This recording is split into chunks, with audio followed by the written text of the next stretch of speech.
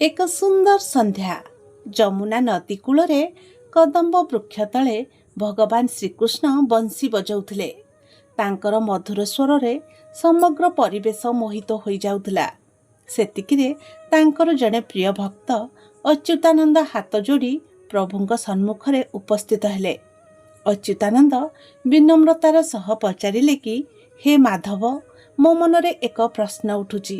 ଶାସ୍ତ୍ରରେ କାର୍ତ୍ତିକ ମାସକୁ ଆପଣଙ୍କର ଅତି ପ୍ରିୟ ମାସ ବୋଲି କାହିଁକି କୁହାଯାଏ ଏବଂ ଏହି ମାସରେ ଆମିଷ ଭୋଜନକୁ ମହାପାପ ବୋଲି ବିବେଚନା କରାଯାଏ? ଯଦି କେହି ଜାଣିଶୁଣି ବା ଅଜାଣତରେ ଏହି ନିୟମକୁ ନ ମାନେ ତେବେ ପ୍ରକୃତରେ କ'ଣ ହୁଏ? ଭଗବାନ ଶ୍ରୀକୃଷ୍ଣ ବଂଶୀ ରଖିଦେଲେ ଏବଂ ତାଙ୍କର ସେହି ମନମୋହକ ମନ୍ଦ ହାସ୍ୟ ଦେଇ କହିଲେ କି, ବତ୍ସ ଅଚ୍ୟୁତାନନ୍ଦ, ତୁମେ ଏକ ଗଭୀର ପ୍ରଶ୍ନ ପଚାରିଛ। ଏହାର ଉତ୍ତର କେବଳ ଭୟରେ ନୁହେଁ, ବରଂ ପ୍ରେମ ଓ ତତ୍ତ୍ୱରେ ଲୁଚି ରହିଛି। ଶୁଣ, ମୁଁ ତୁମକୁ ଏକ କଥା କହୁଛି। କୃଷ୍ଣ କହିବା ଆରମ୍ଭ କଲେ। ବହୁକାଳ ପୂର୍ବେ ବିମଳ ନାମରେ ଜଣେ ଅତ୍ୟନ୍ତ ଗରିବ କିନ୍ତୁ ପରମ ଭକ୍ତ ଥିଲେ।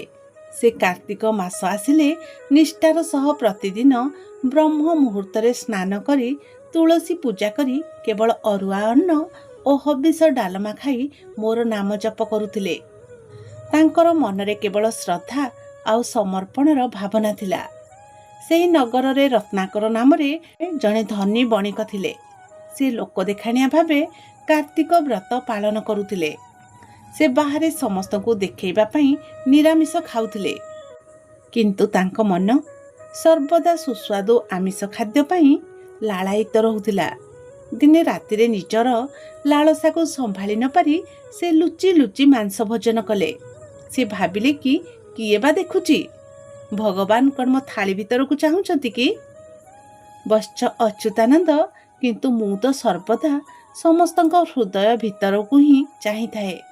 କାର୍ତ୍ତିକ ମାସର ମହତ୍ଵ କ'ଣ ଜାଣିଛ? ଏହାକୁ ଦାମୋଦର ମାସ କୁହାଯାଏ, କାରଣ ଏହି ମାସରେ ମା ଯଶୋଦା ମୋତେ ପ୍ରେମର ଦଉଡ଼ିରେ ବାନ୍ଧି ଦେଇଥିଲେ। ତେଣୁ ଏହି ମାସରେ ମୁଁ ଭକ୍ତର ପ୍ରେମ ଆଉ ଶ୍ରଦ୍ଧାର ବନ୍ଧନରେ ସହଜରେ ବାନ୍ଧି ହୋଇଯାଏ।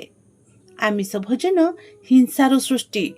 ଯେତେବେଳେ ଜଣେ ଜୀବକୁ ହତ୍ୟା କରି ତାର ମାଂସ ଖିଆଯାଏ, ସେତେବେଳେ ସେହି ଜୀବର କଷ୍ଟ, ଭୟ ଓ ମୃତ୍ୟୁର କମ୍ପନ ସେହି ଖାଦ୍ୟରେ ରହିଥାଏ। ଏପରି ତାମସିକ ଖାଦ୍ୟ ଶରୀରକୁ ଗଲେ ତାହା ମନ ଓ ଚେତନାକୁ ମଧ୍ୟ ଅଶୁଦ୍ଧ କରିଦିଏ। ତାହା ମନରେ କ୍ରୋଧ, ଲୋଭ ଓ ନକାରାତ୍ମକ ଭାବନା ସୃଷ୍ଟି କରେ। ତେଣୁ କାର୍ତ୍ତିକ ମାସରେ ଆମିଷ ଖାଇଲେ ମୁଁ କ୍ରୋଧିତ ହୁଏ ନାହିଁ କିମ୍ବା ଅଭିଶାପ ଦିଏ ନାହିଁ। ପ୍ରକୃତରେ ହୁଏ ଏହା ଯେ ଭକ୍ତ ନିଜେ ହିଁ ନିଜ ପାଇଁ ମୋ ପାଖକୁ ଆସିବାର ଦ୍ୱାର ବନ୍ଦ କରିଦିଏ। ତାର ଚେତନା ଏତେ ଭାରୀ ଆଉ ମଇଳା ହୋଇଯାଏ ଯେ ସିଏ ମୋର ସୂକ୍ଷ୍ମ କୃପା ଓ ପ୍ରେମକୁ ଅନୁଭବ କରିପାରେ ନାହିଁ।